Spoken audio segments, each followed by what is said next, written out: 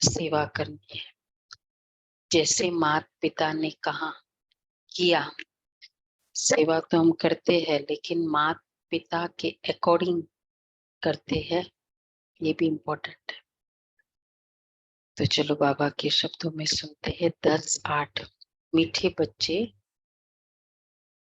तुम जब ये खराब है बाप की याद गोद में आते हो तो ये दुनिया खत्म हो जाती है। तुम्हारा अगला जन्म नई दुनिया में होता है। इसलिए कहावत है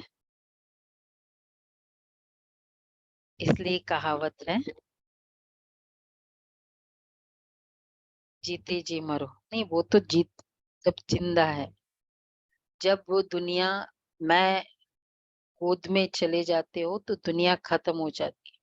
जब बाप की गोद में देखो, कहावतें, रिचुअल, फेस्टिवल, 3 कैटेगरीज है। ये सब संगम युग से कनेक्टेड है। तो क्योंकि हम बाप की गोद में चले गए तो दुनिया हमारे लिए खत्म हो गई, इसलिए चेंज हो गई ना हमारे लिए वर्ल्ड। लोग कहते तुम बदले हो नजर आते हो, क्यों बदले हो? नया जन्म हुआ, पिछले जन्म की तरह थोड़ी दिखेंगे। तो इसलिए कहावत है, आप मुए मर गई दुनिया। अच्छा प्रश्न है, किस एक रस्म के आधार पर बाप के अवतरण को सिद्ध कर सकते हो? ये रस्म प्रूव करता है कि भगवान भी अवतार ले सकता है।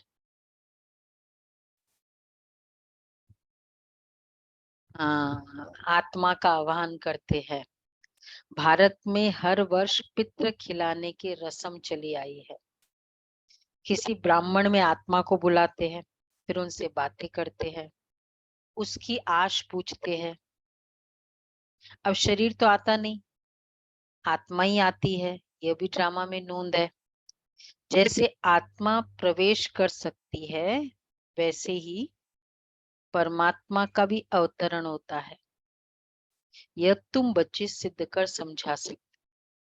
बुलाते हैं ना उसको, आत्मा को बुलाते हैं, पितर को बुलाते हैं, तो इसका मतलब आत्मा आ सकती, तभी तो बुला। रस्म भी क्यों बनी? कभी न कभी प्रैक्टिकल में हुआ था, तब हो गई ना रस्म। तो एनी सोल प्रवेश कर सकती दूसरे सोल में, ये इक्वेशन है। तो परमात्मा भी तो प्रवेश कर सकता है। अच्छा गीत है, मरना तेरी गली में, जीना तेरी गली। ओम शांति। यह भी गायन है इस समय का, जो फिर भक्ति मार्ग में चला आता है। इस समय जबकि तुम बाप के पास जीते जी मरते हो तो बरोबर सारी दुनिया ही खत्म हो जाती है। अज्ञान काल में मनुष्य मरते हैं तो इसी दुनिया में जन्म लेते हैं। दुनिया कायम है। कहावत है, आप मुए मर गई दुनिया, परंतु उनके मरने से दुनिया का विनाश नहीं हो जाता, उसके लिए दुनिया खत्म हो जाती। इसलिए कहते हैं ना, आप में मर गई दुनिया। तो इसका मतलब जो भी मरेगा, तो जीते जी भी मरेगा, तो उसके लिए तो दुनिया खत्म होगी। तुम जानते हो हम फिर नई दुनिया में जाएंगे। तुम मरेंगे तो ये दुनिया भी खत्म हो जाएगी। इसी दुनिया में सॉरी, तुम जानते हो हम फिर नई दुनिया में जाएंगे। ये सिर्फ तुम ब्राह्मण ही जानते हो। ईश्वर का बच्चा होने से हमको सत्युग का बर्थ राइट मिलता है, स्वर्ग की बादशाही मिलती है, नरक खत्म हो जाता है। इसमें कोई मेहनत नहीं है, सिर्फ बाप को याद करना है। मनुष्य जब कोई मरते हैं तब उसको कहते हैं राम राम कहो। अच्छा, पिछाड़ी में उठाते समय कहते हैं राम नाम सत्य है, ये भगवान को ही कहते हैं।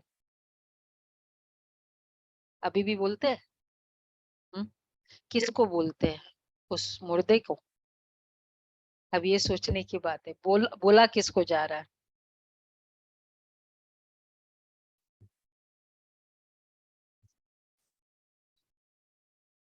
हम्म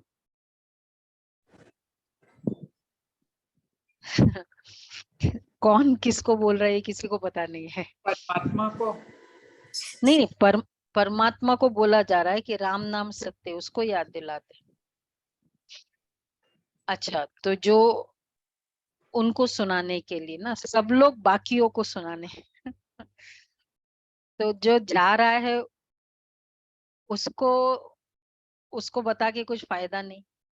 उससे ये उसको बताया जा रहा है कि ये सब झूठ है, ये सब सत्य है। एक ही सत्य है, एक ही परमात्मा सत्य है। तो बाबा कहते हैं, पिछाड़ी में उठाते समय कहते हैं राम नाम सत्य है। अब यह भगवान को ही कहते हैं राम नाम सत्य है, फिर आगे क्या है, सत्य बोलो तो गत है, ऐसा है। हाँ यही है दीदी, सत्य बोलो गत है। मतलब जो हाँ सत्य है उस परमात्मा का नाम लोगे तभी तुम्हारी आगे गति होगी। हाँ, वही गति तभी होगी उसमें।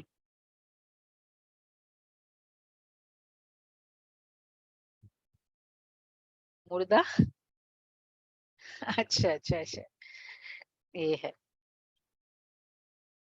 तो बाबा कहते हैं, बाबा हम आपके गले का हार बन जाएंगे। अच्छा, माला भी राम राम कर सिमरते हैं। ये राम नाम की धुनी ऐसी लगाते हैं जैसे कोई साज बजता है। तुम बच्चों को बाप तुम बच्चों को बाप समझाते हैं कि कोई भी आवाज नहीं करना है, सिर्फ बुद्धि से याद करना है। तुम जानते हो जीते जी ईश्वर की गोद में आने से फिर ये दुख रूपी दुनिया खत्म हो जाती है। बाबा हम आपके गले का हार बन जाएंगे। गाया भी जाता है रुद्रमाला, राम माला नहीं कहा जाता है। तुम रुद्रमाला में पिरोने के लिए इस रुद्र ज्ञान यज्ञ में बैठे हो। कल्प पहले मुआफिक दूसरा कोई सत्संग नहीं जहां ऐसे समझते हैं कि हम ईश्वर के गले में पिरोएंगे, ईश्वर की बातें करते हैं, ईश्वर की लीला के बारे में समझते हैं। पर ये ईश्वर सुनाते हैं या इसका रिजल्ट ये होगा, ये नहीं है। तो दूसरे सत्संग में ऐसा नहीं है। बाप से तो जरूर वर्षा मिलेगा। बाप कौन कहता है? आत्मा। आत्मा में ही बुद्धि है ना, बुद्धि समझती है, फिर कहते हैं पहले संकल्प आता है, फिर कर्मेंद्रियों से कहा जाता है। बरोबर हम बाबा के बने हैं, बाबा के ही होकर रहेंगे। इस अंतिम जन्म में गॉड फादर कहते हैं ना। फिर पूछो तुम्हारे में गॉड फादर की नॉलेज है? परमात्मा कहते हैं, परम पिता भी कहते हैं, फादर कहते हैं। एटलीस्ट बाकी सब धर्म तो बहुत ज्यादा ही फादर कहते हैं, है ना, सब धर्म। तो अब जो फादर है, फादर के बारे में पता नहीं होना चाहिए? और कुछ नहीं, पिताजी के बारे में तो पता ही होता है ना। माँ के बारे, माता पिता के बल्कि भाई बहनों के बारे में तो फिर भी नहीं पता होता है। माँ बाप के बारे में तो पता होता है। तो तू पूछो तुम्हारे में गॉड फादर की नॉलेज है? तो कहेंगे गॉड तो सर्वव्यापी है। अच्छा, अब देखो बाबा क्या कह रहे हैं। बोलो तुम्हारी आत्मा कहती है परम पिता, राइट? तो पिता सर्वव्यापी कैसे होगा? तुम कहते हो उसको पिता, तुम कौन हो गए? बच्चे। तो तुम बच्चे हो गए, सब में पिता है, सब में भगवान है, मतलब आत्मा परमात्मा। तो तुम तो बच्चे हो या भगवान हो? समझा? लॉजिक अच्छी है ना। आज बाबा ने अच्छा सर्वव्यापी का पॉइंट किया। कल क्या था सर्वव्यापी का पॉइंट? कल ये भी तो था। फादर को लेकर के ही था कि फादर कैसे सर्वव्यापी हो सकता है।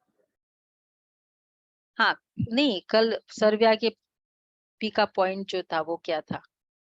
कि फादर सर्वव्यापी कैसे हो सकता है। एक और पॉइंट था आज ना, दो बाबा ने पॉइंट। उसी में बच्चे का ऐड करके और एडिशन कर दिया कि बच्चे कल हो। वो लेप छेप की बात भी तो थी ना, याद? आत्मा सो परमात्मा कहा। तो बोलो, अब वो तुम फादर, या तो वो फादर है, तुम बच्चे हो, या तुम फादर हो तो सारे फादर है। तो सारे फादर है तो फिर मतलब फिर वो कौन हुआ? वो ग्रैंडफादर हुआ। ग्रैंडफादर बोलते नहीं कभी।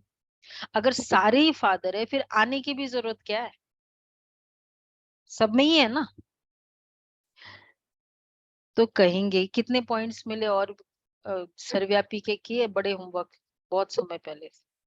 30 पॉइंट्स मिले ना, किसको मिले थे? दीदी 33। एक्चुअली में ये सब को रिलेटेड है, मतलब अलग अलग वैसे नहीं कर सकते हाँ हैं, सब मतलब को उसको थोड़ा रिलेटेड है। खोल खोल के बोला है ना, पॉइंट वाइज अगर बोले तो कहेंगे गॉड तो सर्वव्यापी है।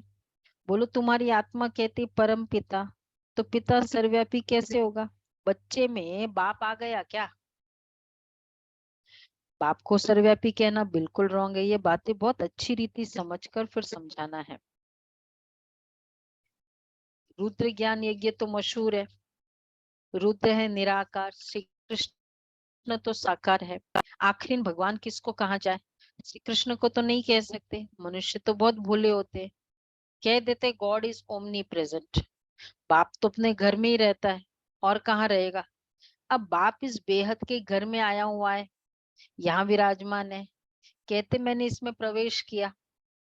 जैसे ब्राह्मणों में पितरों को बुलाते हैं, समझो कोई अपने बाप के पितरों को खिलाते हैं, तो आत्मा कहेगी कि मैं इनमें आया हूँ। अगर वो आया पितर, मैंने इसमें प्रवेश किया हुआ है। आते थे पहले पितर, मतलब आपके जमाने में भी नहीं आया कोई? 70s राजू बहन देखा पितर को? देखा है, उन जमाने में आता था, पितर आए थे। अच्छा अच्छा अच्छा। दीदी दीपिका की शादी में आए थे। अच्छा। तो आकर वो बात करते हैं, बोलते हैं। हम्म, अच्छा। तो मतलब है ना, ये बुलाने का रस्म है, तो मतलब आते हैं तभी तो रस्म है, तो प्रूव हो गया। समझो अब कोई अपने बाप के पितर को खिलाते, तो आत्मा कहेगी कि मैं इनमें आया हूँ। बोलती थी वो आत्मा कि मैं इसमें आया हूँ, जिसमें भी आई, ब्राह्मण में आई, तो बोले उसको पता है ना कि इस रथ में बैठा हूँ? नहीं। अच्छा। हम्म।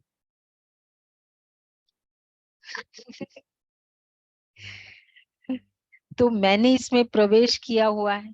अच्छा, फिर कुछ पूछना हो तो पूछो। हम्म, बोला है। पूछना हो तो पूछो।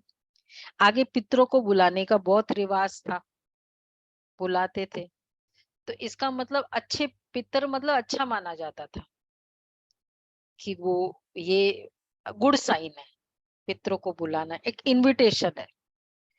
वो है घोस्ट, वो बिना इनविटेशन जाती है, ये विथ इनविटेशन।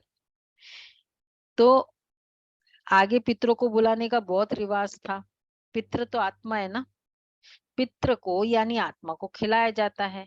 कहेंगे आज हमारे दादे का पितृ है, आज फलाने का पितृ है, तो आत्मा को बुलाया जाता है, खिलाया जाता है। समझो किसका स्त्री से प्यार है, शरीर छोड़ दिया, तो उसकी आत्मा को बुलाते हैं। कहते हैं हमने हीरे की फुल्ली पहनाने का वायदा किया था, तो ब्राह्मण को बुलाकर उनको हीरे की फुल्ली पहनाते हैं। बुलाया तो आत्मा को ना, प्रूव कर रहे बाबा, शरीर थोड़ी आएगा। वो युगल को भी बुलाएंगे तो किसको बुला रहे?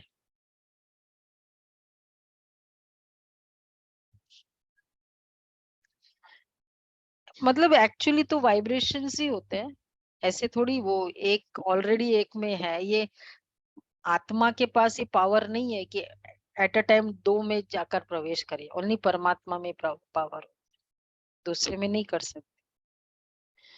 तो वो एक वाइब्रेशन ही है, वो फीलिंग है कि ये आई, वो बताती है उस समय। तो ब्राह्मण को बुलाकर उनको हीरे की फुल्ली पहनाते हैं। बुलाया तो आत्मा को। यह रस्म भारत में ही है। जैसे तुम सूक्ष्म वतन में जाते हो, अच्छा कोई मर गया, उनका भोग लगाते हो, तो सूक्ष्म वतन में सुनो, वो आत्मा आती है। यहाँ क्लियर है, क्योंकि किसके पास जा रहे हैं हम, और बाबा के पास पूरी पावर है, वो आत्मा को इमर्ज करते, चाहे वो इवन अज्ञानी हो ना, अज्ञानी को भी इमर्ज कर लेते हैं, अगर उसके निमित्त भी भोग लगाते हैं तो इमर्ज करते हैं। सुना है ना आपने वो गांधीनगर की कैलाश बहन का, कैसे उनको वो सेंटर मिला, अज्ञानी आत्मा को भोग लगाया, किसी किसी की एक्सीडेंट हो गई थी, फिर भोग लगाया, उसका दिल था कि भोग लगाना, हालांकि उसने सुना था ब्रह्मा कुमारी, इसका कोई कनेक्शन नहीं है, और फिर उसने बहुत परमिशन लेके फिर बोला कि ठीक है, ऐसे हम भोग नहीं लगाते ऐसे, पर बाबा ने भी हाँ कहा, क्योंकि बाबा को उस आत्मा से बहुत बड़ा डिस्क्लोजर, उनका एक सेंटर मिलना था, सेंटर मिला नहीं था, मिल नहीं रहा था। तो बाबा के पास वो पावर है, वो आत्मा को बाबा इमर्ज कर लेगा, चाहे कोई भी आत्मा के लिए भोग लगाते। इसलिए बाबा के घर में ब्राह्मण कोई शरीर छोड़ते, ब्राह्मण आत्मा वो तो खैर करते ही करते हैं, लेकिन भोग लगाने की प्रथा है, ताकि उस आत्मा को भोग लगाने का मतलब क्या है, उस आत्मा को खिलाना, उसको जो अच्छी चीज लगती है उसको खिलाना, तो वही सेटिस्फेक्शन होता है ना। तो बाबा खाते हैं, वो आत्मा खाती है, फिर ब्राह्मण आत्मा ही तो है ही। तो बाबा कहते हैं, तो ब्राह्मणों की, तो जब तक कोई अच्छी रीति, तो उनको भोग लगाते हो तो सूक्ष्म वतन में वो आत्मा आती है, वहां वो आत्मा जा सकती है सूक्ष्म वतन। यह है बिल्कुल नई बातें। जब तक कोई अच्छी रीति समझ न जाए तब तक मनुष्य को संशय पड़ता है कि यह क्या करते हैं। ब्राह्मणों की रस्म रिवाज देखो कैसी है, सभी मंदिरों आदि में भोग लगाते हैं, पितरों को भोग लगाते हैं, गुरु नानक की आत्मा को भोग लगाया है, अब वह कहाँ है, ये रस्म है। इसमें भी 4th डे भोग लगाते और 13th डे उस आत्मा के निमित्त जरूर ब्रह्म भोजन करते, ऐसे ये रस्म है ब्राह्मणों में। तो बाबा कहते हैं ये समझ नहीं सकते, अच्छा गुरु नानक की आत्मा को भोग लगाया वह कहाँ है, ये भी नहीं समझ सकते। तुम तो जानते हो जिन्होंने धर्म स्थापन किया हुआ है वह सब यहाँ है। जैसे बाबा कहते मैं तो ब्राह्मण धर्म स्थापन करता हूँ, यह तो पतित पावन है, पावन आत्मा ही आकर धर्म स्थापन करती, परंतु सतो प्रधान आत्मा को फिर सतो रजो तमो में आना ही है। ये है, स्टार्टिंग में हर आत्मा पवित्र होगी जो धर्म स्थापन के निमित्त होगी। इस समय सभी आत्माएं कब्र दाखिल है, बाबा तो है ही पतित पावन, वह कभी कब्र दाखिल नहीं होते। अच्छा मनुष्य को पतित पावन नहीं कहेंगे, पतित पावन माना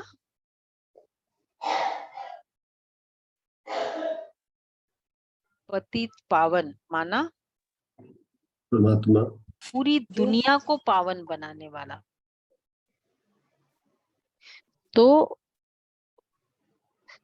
क्रिश्चियन वो तो आते हैं अपने अपने धर्म स्थापन करने, धर्म स्थापन करने आते, पवित्र बनाने आते हैं क्या, टीचिंग्स बताते हैं और उसके तरफ इशारा करते हैं कि उसको याद करो। हर धर्म स्थापक पवित्र बनाते, एक है टीचिंग्स देना, उसको याद करने के लिए बोलना, इंसानियत बताते, दया रखो, हर प्राणी में दया रखो, हर प्राणी मात्र का से प्यार करो, ये फाइन। लेकिन पवित्र बनाना और ये सब टीचिंग्स देने में फर्क क्या होगा। जो टीचिंग्स देना होता है ना, उसके लिए मेहनत करनी होती, ट्रेनिंग देनी होती। पवित्र बनाना मतलब ट्रेनिंग देना, रोज रोज ऐसे अपने सेंटर्स ओपन करने होते हैं, फिर सेवा करनी होती है। टीचिंग्स में चलो कोई भी स्थान है, मंदिर है, वहां चलो बता दिया, गुरुद्वारा है, ठीक है, वहां कर दिया एक। तो उसमें कोई डेडिकेटेड नहीं है डेडिकेटेड, ऐसे कंप्लीट समर्पित गृहस्थी न हो जिनके, ऐसा कस्टम है क्रिश्चियनिटी में। हाँ, नन्स है, वो है। कुछ एक है, कुछ है, लेकिन फिर भी वो वाला एक जैसे क्रिश्चियनिटी में तो दीदी उन लोगों ने उठाया था कि जो सेलिबेसी वाला रूल है ये खत्म कर दो, और वहां पे हाँ, तो इतने केसेस आते हैं कि कोई वहां तो हिसाब बहुत, मतलब वो एक प्रथा चली आ रही है, वो भावना ही नहीं है ना। और वो कोई मोटिवेशन दूसरे को थोड़ी दे रहे हैं। अगर वो अमृत छकते हैं, ठीक है, खुद के लिए हो गया, बोलो ना, अथॉरिटी से बोलो, यही पंथ है। हाँ, चेंजेस ही नहीं। और ये बहुत deep rooted soul conscious power है, पवित्रता। ये ऐसे ही बॉडी को वो अपने आप को मेल समझेंगे, फीमेल समझेंगे, तो फिर कैसे पवित्रता एकदम कायम रहेगी, उसमें पावर थोड़ी रह सकती। तो बाबा कहते हैं कि ये पतितों को पावन बनाना ये बाप का काम है। धर्म स्थापन करना तो कौन सी चीज सहज है, बहुत सहज है। अब तो धर्म की जरूरत ही नहीं, मठ पंथ बना दो, एक कुछ बता दो, यही शुरू कर दो कि हेल्थ बहुत अच्छी है, इससे कैसे हेल्थ अच्छे हेल्दी रहेंगे, इससे ये बीमारियां ठीक हो गई, उसकी भी फॉलोइंग बन जाएगी। धर्म की जरूरत भी नहीं लोगों को। पहले क्राइस्ट आया, फिर उनके पिछाड़ी सब आते रहेंगे। वह कोई पतित को पावन नहीं बनाते, नंबरवार उनकी संख्या आती है।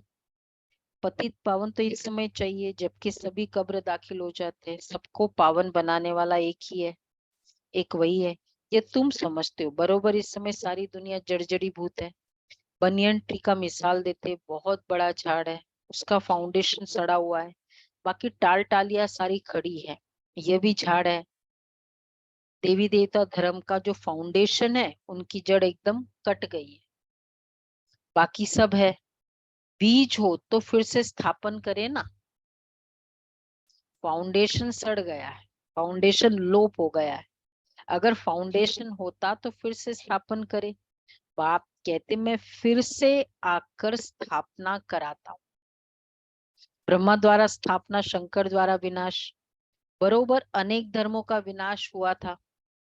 महाभारत लड़ाई के समय जो राजयोग सीखे उनकी फिर राजधानी स्थापन हुई।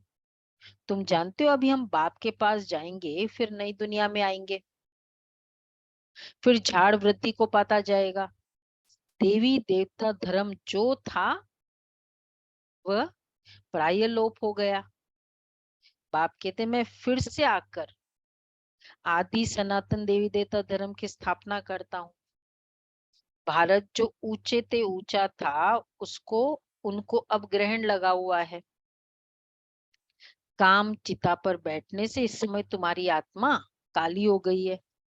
अब फिर तुम ज्ञान चिता पर बैठे गोरे बनते हो। तुम जो शाम बन गए थे, शाम को सुंदर गोरा बनाने वाला है परम पिता परमात्मा। उनको श्रीमत मिलती है, गोरा कौन बन सकता है? अगर इधर गोरा बनाना हो, कौन बन सकता है गोरा? जो पहले था, जो था ही नहीं, उसको कितना भी रगड़ो नहीं बनेगा ना। तो बाबा आत्मा को गोरा बनाते हैं, प्रूव्ड है। तो वही आत्मा गोरी बनेगी जो पहले थी, दूसरा बन ही नहीं सकती। इसलिए कितनी भी मेहनत करो। तो तुम जो शाम बन गए थे, शाम को सुंदर गोरा बनाने वाला है परमपिता परमात्मा। परमपिता परमात्मा की आत्मा एवर प्योर गोरी है। आत्मा में ही खाद पड़ती है, सोने का मिसाल है ना। अभी तुम जानते हो इस पुरानी दुनिया का विनाश होना है, सभी का मौत है। फिर तुमको कहने वाला कोई नहीं रहेगा क्या? सभी, वो क्या कहते, राम गयो रावण गयो, है जागो। तो तुमको कहने वाला कोई नहीं रहेगा, राम राम कहो, किसको कहो। अब देखो नेहरू मरा तो उनकी राख को सब जगह गिराया। बाबा वो पॉइंट लेके कितनी बार बोल चुके मुरली में, विशेषकर कश्मीर में भी गिराया था उसकी राख को, ऑल ओवर इंडिया में किया था। कश्मीर में तो क्या वहीं का था ना, वो तो वहां समझा कि अच्छी खाद मिलेगी। अब सुनो, झाड़ू में झाड़ में कीड़ा आदि पड़ जाता है तो उसमें राख डालते हैं। अभी इस सारी पृथ्वी को कितनी राख मिलेगी? खाद ही है ना। खाद ऑलवेज खराब चीजों से ही तो बनता है। जो भी क्या बोलते हैं उसको, वेस्ट है और खराब हो रही है, और मॉस जिसको लग गया। फिर सड़ाया जाता है। हाँ सड़ाते हैं खाद को वैसे भी। तो आत्मा कैसे, आत्मा में खाद पड़ गई तो आत्मा में खाद। हाँ, तो बाबा क्या कह रहे हैं कि शरीर इतने सारे शरीर छूटेंगे, कितनी खाद बनेगी?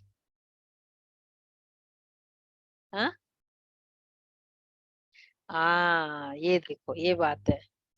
तो बगीचे, तो बाबा कह रहे हैं खाद पड़कर सारी दुनिया नहीं हो जाएगी। हाँ, अभी सारी पृथ्वी को कितनी राख मिलेगी? बड़े बड़े सन्यासी महात्मा मरते हैं तो उन्हों की राख ऐसे नहीं डालते हैं। सबसे उत्तम है सन्यासी। अभी तो कितने मरेंगे, कितनी खाद मिलेगी? वैसे ही कहते हैं ह्यूमन बॉडी ये बहुत बेस्ट खाद है, सबसे बेस्ट खाद माना जाता है। तो कितनी खाद मिलेगी? तो क्यों नहीं सृष्टि फर्स्ट क्लास अनाज आदि देगी। सतयुग में सब हरे भरे सब्ज होते हैं। इस सृष्टि को नया बनाने में टाइम लगता है। तुम सूक्ष्म वतन में जाते हो, कितने बड़े बड़े फल तुमको दिखाते हैं, शुभी रस पिलाते हैं। तुम विचार करो कितनी खाद मिलेगी, सो भी खास भारत को। वहां कितनी अच्छी अच्छी चीजें निकलेगी नई दुनिया के लिए। खाद पड़कर सारी दुनिया ही नदी नहीं हो जाएगी।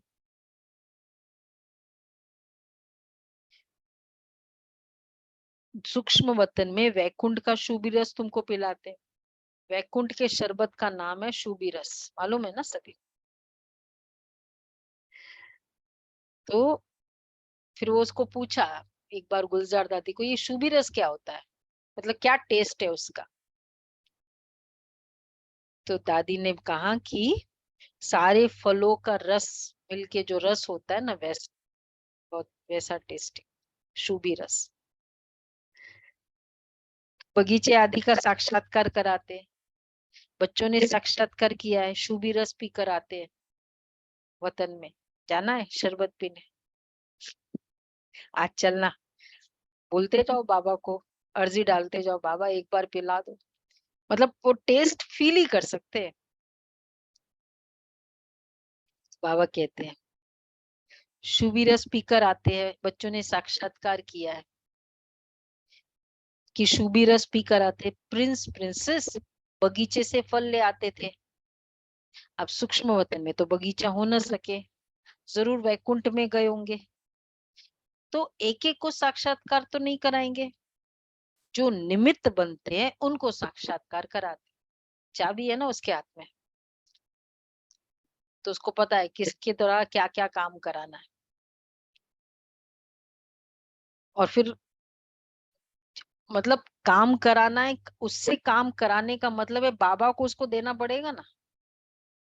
अब वो भाई ट्रस्टी था जो हॉस्पिटल का, तो उसने कहा ना बाबा को कि मुझे करा दो साक्षात्कार, देखो मैं इतना सारा दूंगा। कराया नहीं बाबा ने। बाबा को उससे लेना ही नहीं था तो क्यों कराएगा। कितना बाबा एक्यूरेट है। तो बाबा कहते हैं एक एक को तो नहीं कराएंगे साक्षात्कार, ठीक है, जो निमित्त बनते हैं उनको साक्षात्कार कराते हैं। तो अगर साक्षात्कार की क्वालिफिकेशन है, आप संकल्प रखो बाबा मुझे निमित्त बनाओ, फिर बाबा कराएगा। कुछ मेरे द्वारा कराएगा या मेरे को कराएगा, कुछ भी हो सकता है। हो सकता है अगर किसको चाहिए साक्षात्कार, किसको करना है, सबको करना है। हाँ, खाली हाथ नहीं उठाते हैं। रेडी बैठे, एक लाइफ टाइम का यादगार चाहिए, ठीक है, चाहिए ना, हाथ उठा दो, क्या है फर्क पड़ा। दिल चाहिए तो सही, एक बार हो जाए, एक बार। देखो बाबा क्या कहते हैं, हो सकता है अगर तुम याद में रहेंगे, नेक्स्ट बाबा के बच्चे बनकर रहेंगे, तो पिछाड़ी में तुमको भी साक्षात्कार होगा। सुना सभी ने क्राइटेरिया। रंजना बहन पिछाड़ी तक बाबा का बनकर रहे तो साक्षात्कार कर होगा। ये तो पहले गौशाला बननी थी, भट्टी में पकना था तो बहुत आ गए, कराते थे ना ऑलराउंडर। कई दादियां बोलती आई, बस बाबा को देखा, कराया, बाबा ने जहां देखा उसको करा दिया। और एक्चुअली बच्चे जब छोटे होते हैं ना, तब क्या देते हैं उसको, उसको स्कूल में अट्रैक्ट करने के लिए गेम्स ये खिलाते हैं ना। वहां जाके नर्सरी में क्या करता है वो, खेल खेल के आ जाता है। तो वो खेल खेल में सिखाते हैं खेल। तो शुरू में भी क्या था ये, बाबा हमेशा कहते हैं साक्षात्कार खेल पा, इसलिए करा। आजकल क्यों नहीं कराते फिर, जो भी शुरू में आए उनको करा दे ना बाबा, तो अभी क्यों नहीं कराते, एंड में कराना इसलिए।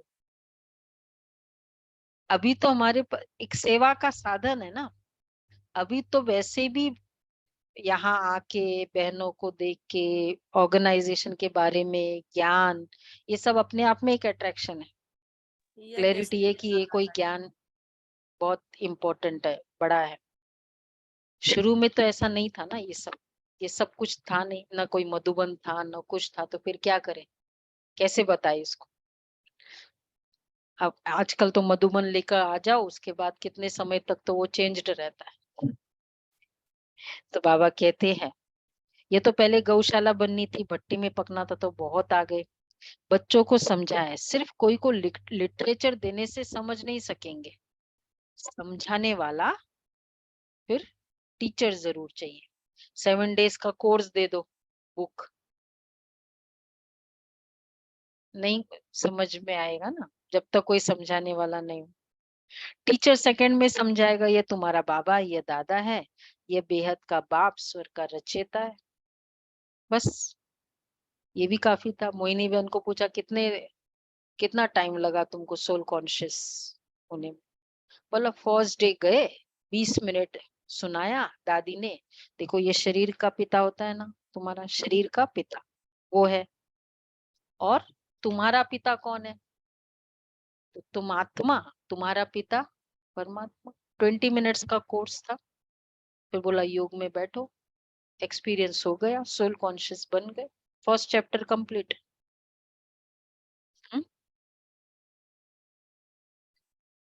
दीदी होगी, दीदी होती थी ना दिल्ली में, दीदी मनमोहिनी दीदी, फर्स्ट चैप्टर कंप्लीट। तो शुरू में ये था और लास्ट में भी ऐसे ही होने वाला है, बाबा कराएगा। तो ये इजी है ना, क्या भावना बहन, 1 घंटा माथा मारो फिर भी, और 1 महीना तक माथा मारो फिर भी कोई टीके न टीके, ये अच्छा है। तो बाबा कहते हैं जो निमित्त बनते हैं उनको साक्षात्कार कराते हैं बाबा। ये तो टीचर सेकंड में समझाएगा, ये तुम्हारा बाबा है, ये दादा है, यह बेहद का बाप, स्वर का रचयिता है। सिर्फ कोई को लिटरेचर दिया तो देखकर फेंक देंगे, कुछ भी समझेंगे नहीं। इतना जरूर समझाना है, लिटरेचर जब देते हैं इतना जरूर समझाओ कि बाप आया है। ये ढिंडोरा क्या करो, ये ढिंडोरा पिटवाना डैश। बोलो अभी, बोलो बोलो। ये ढिंडोरा पिटवाना क्या करे, जरूरी है, करना चाहिए, ये है, क्या होना चाहिए, बोलो। हाँ, गुलाब भाई बोलो।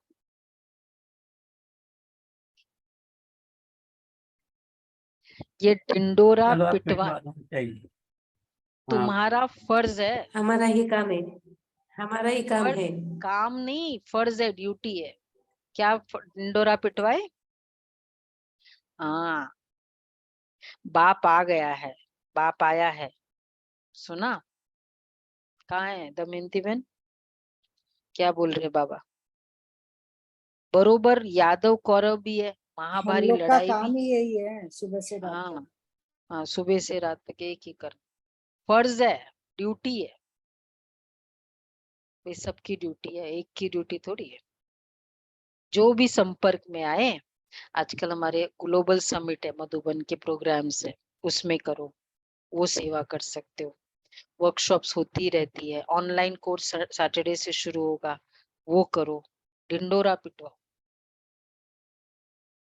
बरोबर यादव कौरव भी है, महाभारी लड़ाई भी सामने खड़ी है।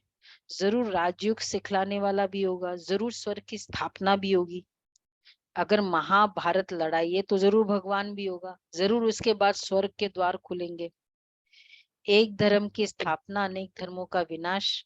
तुम जानते हो नर से नारायण, नारी से लक्ष्मी बनते हैं।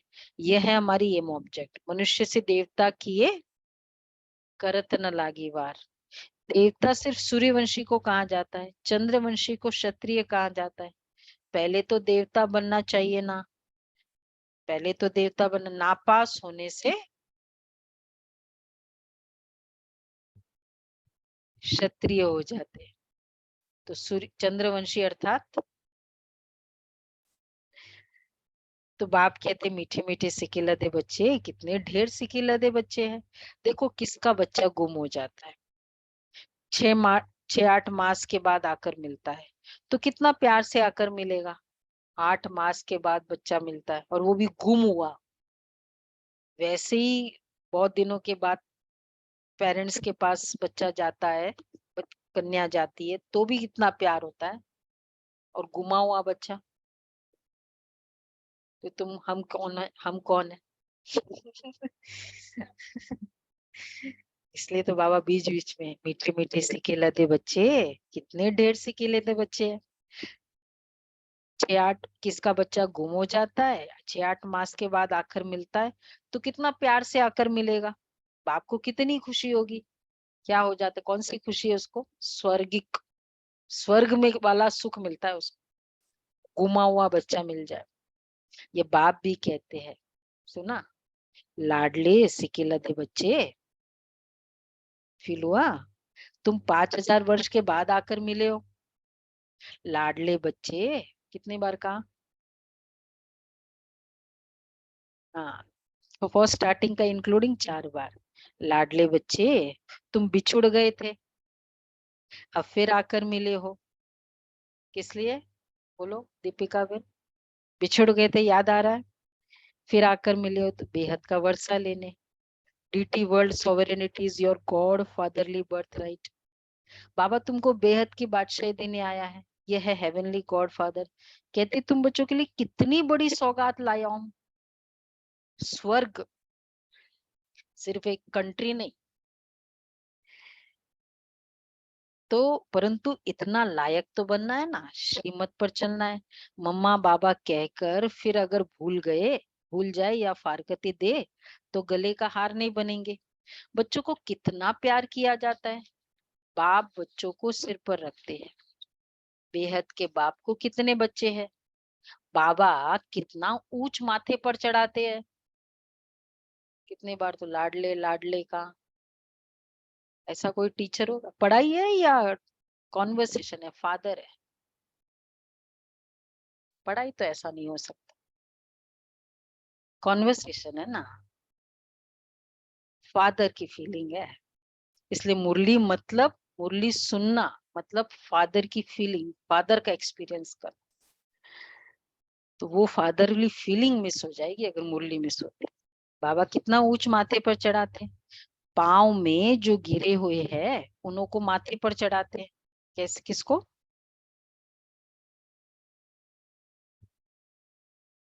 माताओं को नीचे गिरा दिया था। तो कितना खुशी में रहना चाहिए और श्रीमत पर चलना चाहिए। एक की मत पर चलना है। अच्छा, अपनी मत पर चला तो यह मरा। श्रीमत पर चलेंगे तो श्रेष्ठ के श्रेष्ठ मनुष्य अर्थात देवता बनेंगे। बाबा पूछते हैं ना कि कितने नंबर में पास होंगे। बाप भी कहते हैं सूर्यवंशी बनो, तो मम्मा बाबा को फॉलो करना पड़े। आप समान स्वदर्शन चक्रधारी बनाना है। शिव बाबा के आगे ले आते हैं तो बाबा पूछते हैं एक क्वेश्चन, कितनों को आप समान बनाया है? बाबा के सामने लेकर आते ना, बहने जाती है तो बोलते गुलदस्ता लेकर आए हो या बगीचा लेकर आए हो? बगीचा होगा तो क्या होगा, वो लेकर तो नहीं आ सकते, फिर क्या करते थे? दादी जानकी कहती थी बाबा ने मुझे काम दिया था, तो फिर बाद बाबा को बोला बाबा नहीं बगीचा है, आपको ही चलना पड़ेगा। फिर बाबा को बुलाया पुनः, बड़ा बगीचा बनाया वहां। तो क्या करे, गुलदस्ता लेके आए, लेके जाए या GK2 का बगीचा बनाए? तब बाबा आए ना फिर इधर, तो बाबा कहते हैं हाँ कितना ऊंच माथे पर चढ़ाते। बाबा पूछते हैं कितनों को आप समान बनाया। कितनी मजे की बातें हैं, तुम ही समझ सकते हो।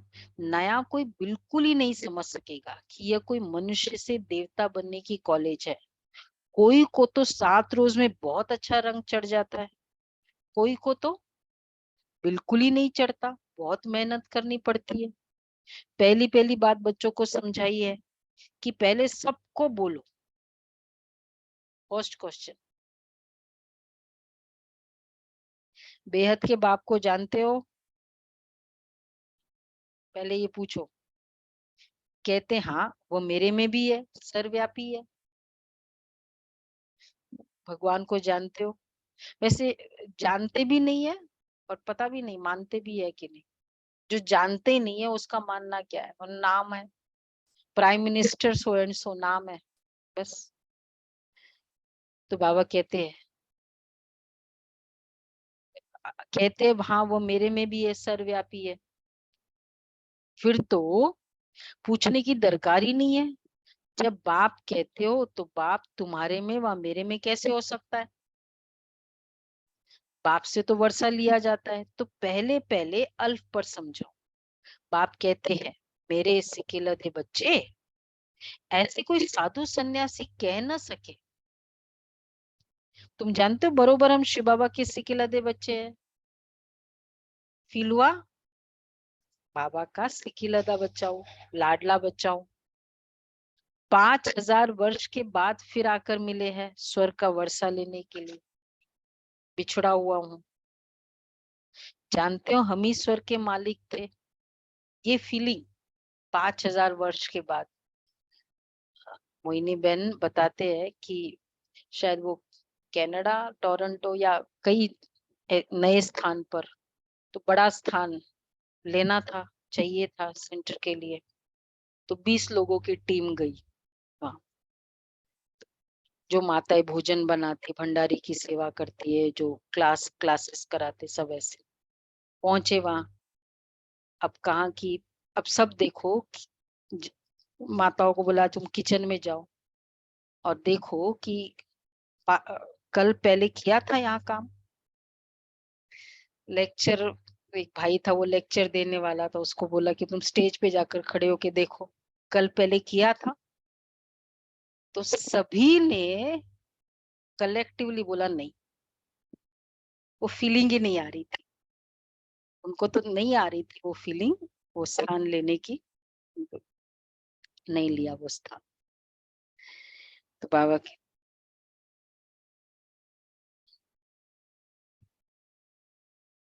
हाँ, मतलब ये जब वैसे बाबा के वो वाले पहले वाले रतन होते ना, वो इस तरह से फील, बाबा फील कराता था या उनको होता था कि मैं पहले से मिला हुआ हूँ।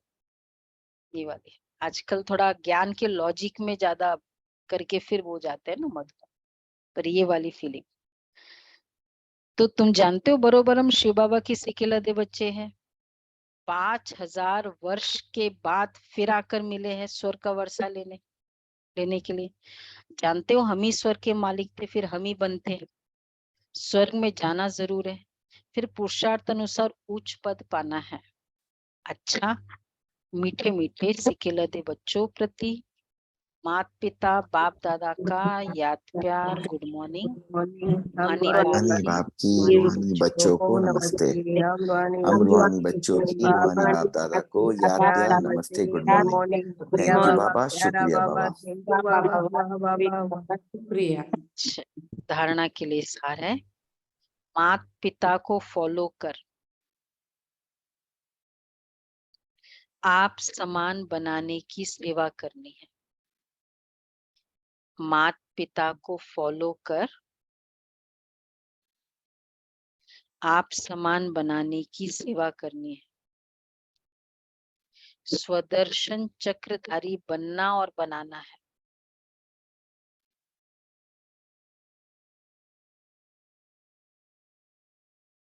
स्वदर्शन चक्रधारी बनना और बनाना है। दूसरा है, बाप के गले का हार बनने के लिए बुद्धि से बाप को याद करना है। आवाज नहीं करनी है।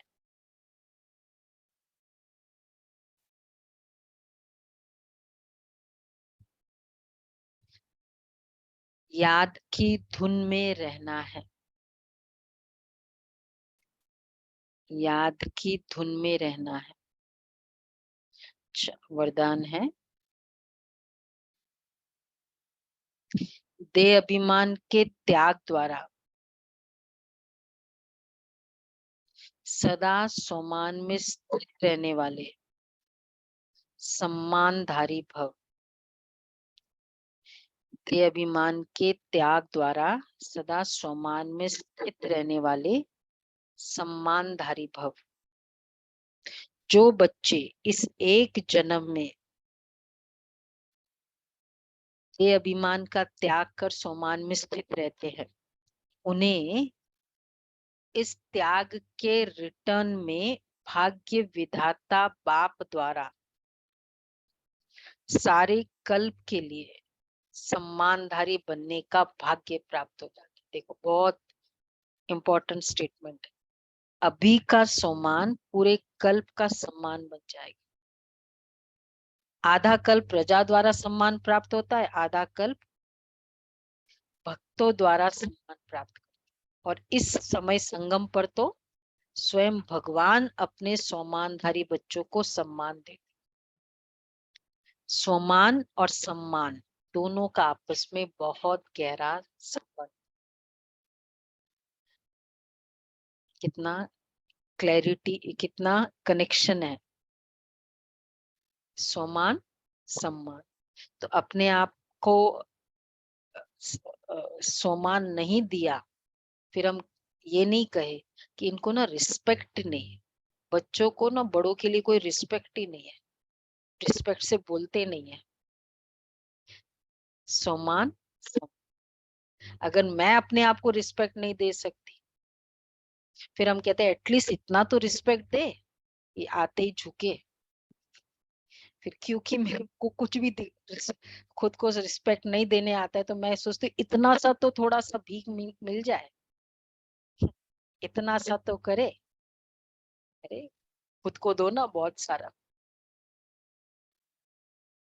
हाँ हाँ, वही मतलब त्याग लेते जाए तो ये त्याग होता जाएगा ना, पानी बढ़ता जाएगा तो गंदा निकलता जाएगा, वो भी तरीका है। तो बार बार आज वो फोकस करेंगे पावरफुल सोमान में। स्लोगन है, हर कदम में बाप की ब्राह्मण परिवार की दुआएं लेते रहो तो सदा आगे बढ़ते रहेंगे।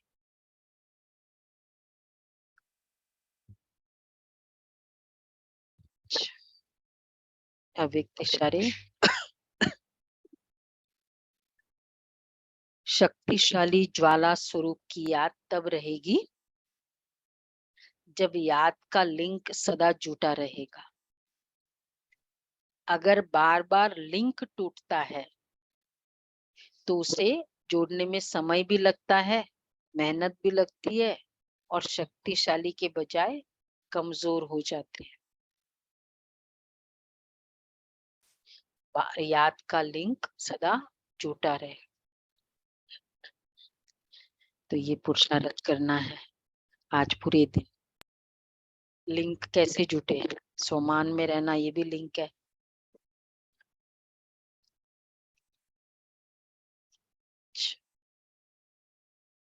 ओके जी, तो आज बाबा को प्यार से